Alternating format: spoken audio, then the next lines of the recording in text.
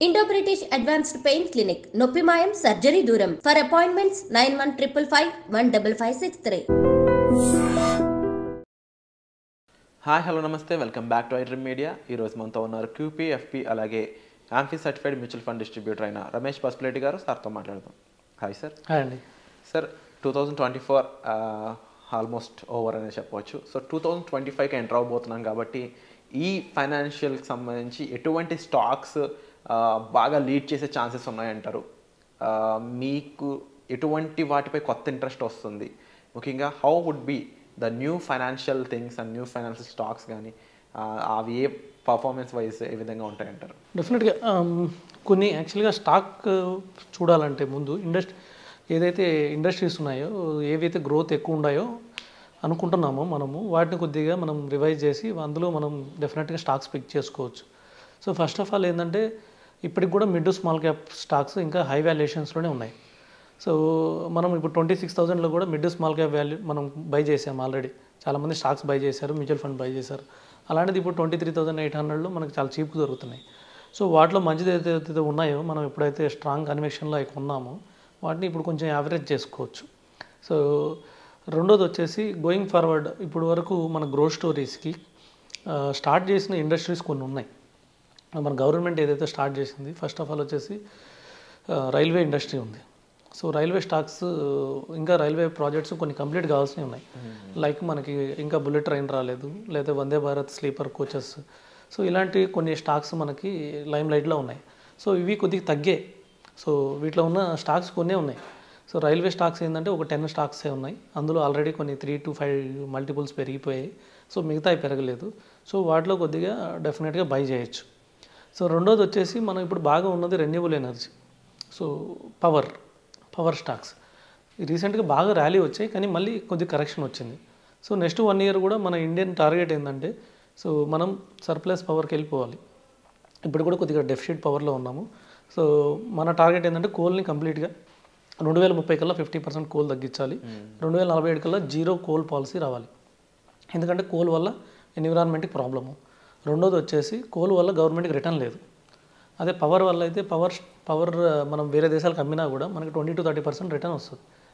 So మనం generate చేసిన దానికి ప్లస్ మనం సేల్ చేసిన దానికి 20 to 30% ప్రాఫిట్ వస్తుంది మనకి. అదే కోల్ చూస్తే మనం కోల్ ద్వారా వచ్చే ఎనర్జీ ద్వారా గవర్నమెంట్కి వచ్చే ప్రాఫిట్ 6 to 7%.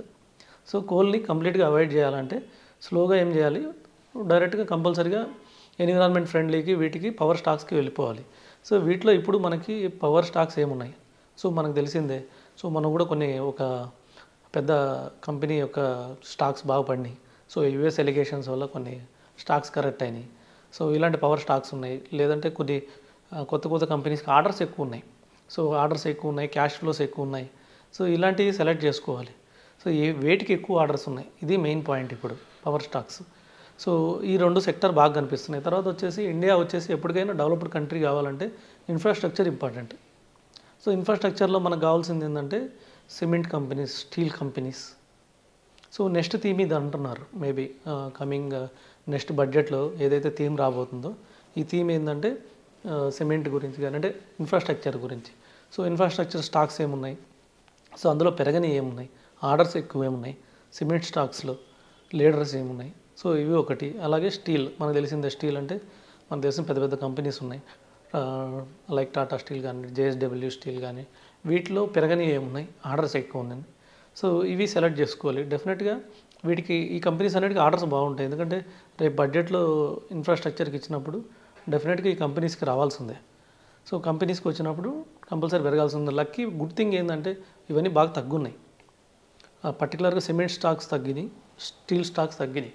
మన మార్కెట్లో చైనా ఇన్ఫ్లేషన్ కానీ చైనా ప్రాబ్లమ్స్లో కూడా కొన్ని మనకి కొద్దిగా స్టాక్స్ కరెక్ట్ అయినాయి, స్టీల్ స్టాక్స్ పర్టికులర్గా. సో వీటిలో కొద్దిగా ఇన్వెస్ట్ చేసుకొని లాంగ్ టర్మ్కి ఇన్వెస్ట్ చేసుకుంటే డెఫినెట్గా చాలా మంచి రిటర్న్స్ వస్తాయి. సో అయితే స్టాక్స్ సెలెక్ట్ చేసుకునే వాళ్ళు కొద్దిగా ఇబ్బందిగా ఉన్నవాళ్ళు వాటికి సంబంధించిన ఇండెక్స్ ఫండ్స్ కొనుక్కోవాలి. ఇండెక్స్ ఫండ్ కానివ్వండి, లేకపోతే ఈటీఎఫ్లు ఉంటాయి, ఎక్స్చేంజ్ ట్రేడెడ్ ఫండ్స్ అంటారు.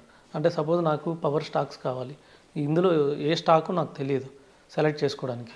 అప్పుడేం చేయొచ్చు, నేను పవర్ సంబంధించిన ఇండెక్స్ ఫండ్స్ ఉంటాయి, మ్యూచువల్ ఫండ్స్, అవి కొనవచ్చు. లేదంటే ఈటీఎఫ్ ఉంటుంది, ఎక్స్చేంజ్ ట్రేడెడ్ ఫండ్. సో వీటి ద్వారా బై చేస్తే మనకి రిటర్న్ ఎట్లయినా జనరేట్ అవుతుంది. అలాగే మనకి సిమెంట్ స్ట్రక్చర్ వీటికి సంబంధించిన ఇన్ఫ్రా ఫండ్స్ ఉన్నాయి, ఇన్ఫ్రా ఇండెక్స్ ఫండ్ ఉంది, ఇన్ఫ్రా ఈటీఎఫ్ కూడా ఉంది. సో వీటిలో మనం సెలెక్ట్ చేసుకోవాలి. సో ఈ విధంగా డెఫినెట్గా గోయింగ్ ఫార్వర్డ్ ఇండస్ట్రీ పిక్స్ ఉంటుంది. స్పెసిఫిక్ స్టాక్స్ అంటే అన్ని స్టాక్స్ పెరగవు, కానీ ఏదైతే ఆర్డర్స్ ఎక్కువ ఉన్నాయో ఆ స్టాక్స్ మాత్రం కంపల్సరీ పెరుగుతాయి. అండ్ 2025లో చేయకుండా మిస్టేక్స్ ఏంటి సార్ స్టాక్ సెలెక్షన్ కానీ లేదా నార్మల్ ఫైనాన్షియల్గా కూడా? డెఫినెట్గా అండి, ఒకటి వచ్చేసి అగ్రెసివ్ బయింగ్ పోకూడదు. సో ఒక స్టాక్ బాగుంది కదా అని మొత్తం డబ్బులు అందులో పెట్టడం కానివ్వండి, లేకపోతే ఆల్రెడీ పెరిగిపోయిన స్టాక్లో మళ్ళీ ఇంకా డబ్బులు ఎక్కువ పెట్టడం కానివ్వండి, మార్కెట్ ఇంకా స్టాక్ ఎక్కువ పడితే ఇంకా పెట్టడం కానివ్వండి, యావరేజ్లు చేయడం కానివ్వండి, ఇలాంటి అగ్రెసివ్ డిసిషన్ తీసుకోకూడదు. సో కొద్దిగా స్లో అండ్ స్టడీలో కొంచెం ఇన్వెస్ట్ చేసుకోవాలి, స్టాక్ అండ్ ఇన్వెస్ట్ చేసుకోవాలి. సో కొద్దిగా ఎక్స్పెక్టేషన్లు కూడా తగ్గించుకోవాలి. అంటే డబుల్ ట్రిపుల్ ఇయర్ అయితే మన 2024 ఎలా అయితే డబుల్ ట్రిపుల్ అయ్యాయో, సో నెక్స్ట్ ఇయర్ కూడా అలా అవుతాయని ఎక్స్పెక్టేషన్ అట్లా పెట్టుకోకూడదు. ఒక రీజనబుల్ రిటర్న్, ఒక స్టాక్లో 15-20% వచ్చిందంటే చాలా రీజనబుల్ రిటర్న్ అండి. అదే ఒక మ్యూచువల్ ఫండ్లో 12-15% వచ్చిందంటే చాలా రీజనబుల్ రిటర్న్. మనం అంతవరకు ఎక్స్పెక్ట్ చేసుకుంటే డెఫినెట్గా వస్తుంది. మనం ఎక్కువ 2025లో గ్రీడీకి వెళ్ళకూడదు. సో మల్టిపుల్స్ ఆశించకూడదు 5 times 10 times అవుతాయని. ఎందుకంటే ఆల్రెడీ 3 times 5 times ఉన్నాయి మల్టిపుల్స్. ఇంక ఇక్కడ నుంచి 5 times అవ్వాలంటే 25 మల్టిపుల్ అవ్వాలి. సో అంత అవకాశం ఉందా అంటే ఇప్పుడున్న సిచ్యువేషన్కి అయితే నాకేం కనిపించట్లేదు.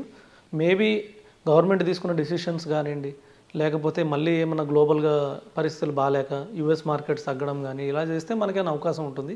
సో అప్పుడు సిచ్యువేషన్ బట్టి డిసిషన్ తీసుకోవచ్చు. కానీ ప్రజెంట్ సిచ్యువేషన్ ప్రకారం మాత్రం డెఫినెట్గా చాలా కేర్ఫుల్గా మార్కెట్లో ఇన్వెస్ట్ చేయాలి. కొంచెం అమౌంట్లో ఇన్వెస్ట్ చేయాలి. మళ్ళీ మార్కెట్ కొద్దిగా పెరిగితే కొద్దిగా ప్రాఫిట్ బుక్ చేసుకోవాలి.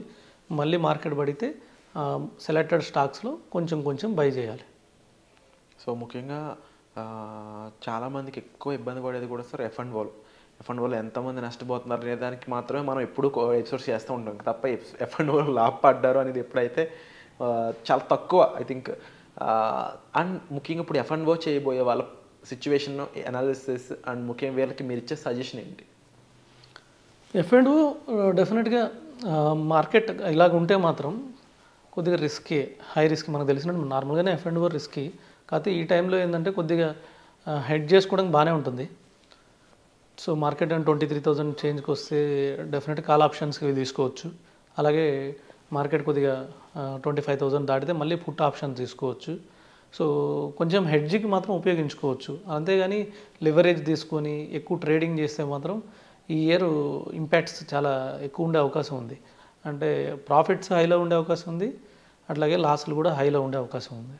సో సిచ్యువేషన్స్ అనేవి అన్ప్రెడిక్టబుల్గా ఉండబోతున్నాయి అని సార్ చెప్తున్నారు. సో మీరు దాన్ని ప్రిడిక్టబుల్గా మార్చుకోవాలి, లేదంటే మీరు మీ చేతుల్లోకి దాన్ని తీసుకోవాలి సిచ్యువేషన్ అన్నప్పుడు మీకు నాలెడ్జ్ అనేది చాలా ఇంపార్టెంట్.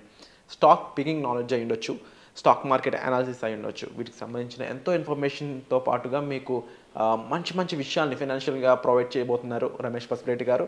సో వాటికి సంబంధించిన విషయాలు మీరు తెలుసుకోవాలి, డైరెక్ట్గా సార్తో మాట్లాడాలనుకున్నట్లయితే డిస్ప్లే అవుతున్న నెంబర్స్ కాల్ చేసి పర్సనల్ అపాయింట్మెంట్స్ అనేవి ఇమీడియట్గా మీరు బుక్ చేసుకోవచ్చు. So thank you so much sir. Welcome అండి.